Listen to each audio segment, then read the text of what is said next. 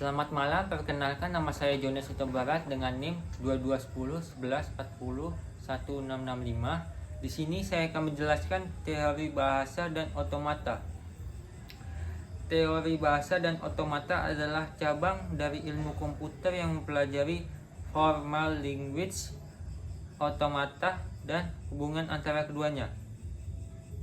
Mata kuliah ini merupakan dasar penting dalam memahami cara kerja kompilator, parser, dan mesin pencari.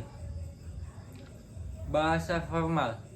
Secara formal, finite state automata dinyatakan oleh 5 tupel atau M sama dengan dalam kurung Q, delta, sigma, S, F, di mana Q sama dengan himpunan state atau kedudukan, delta sama dengan himpunan simbol atau masukan atau abjad, sigma sama dengan fungsi transisi, S sama dengan state awal atau kedudukan awal dalam kurung initial state, F sama dengan himpunan state akhir.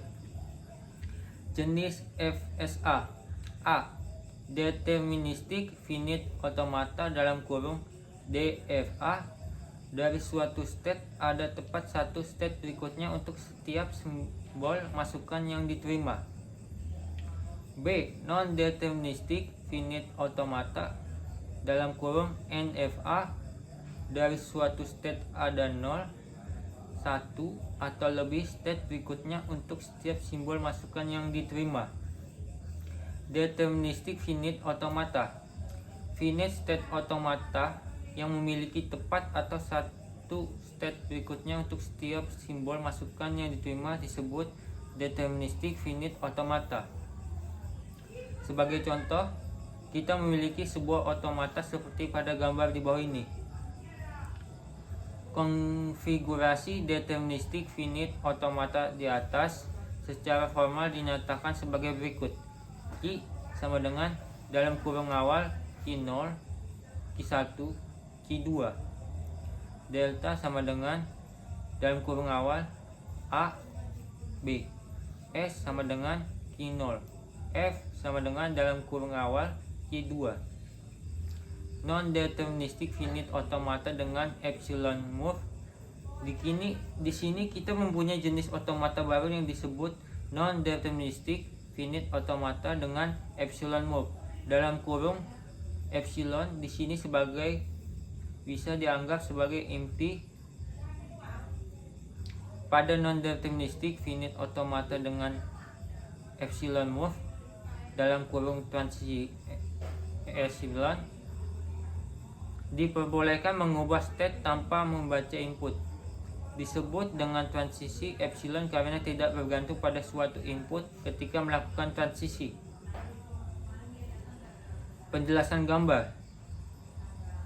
Pertama, dari Q0 tanpa membaca input dapat berpindah ke Q1.